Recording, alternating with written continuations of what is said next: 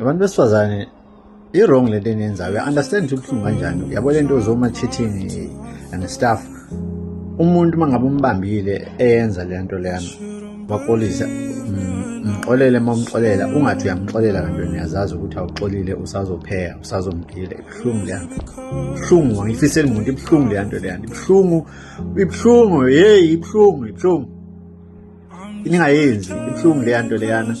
Umuntu uhlale naye uloku uyasineka umgulukudu angalingani uhleli nawe, ulala la, uvuka la, wenza yonke into naye kanti wena uyazi ukuthi usazokugila. Ibuhlungu le nto leyo, ibuhlungu bantu besifazane, ibuhlungu. Yazi uma usumgila futhi nina nibe nenze kube worse.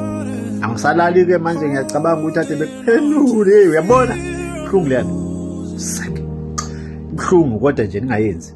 Futhi usunebhadi ngothola umuntu wesifazane opheyayo ngoba ngazi kupheywane.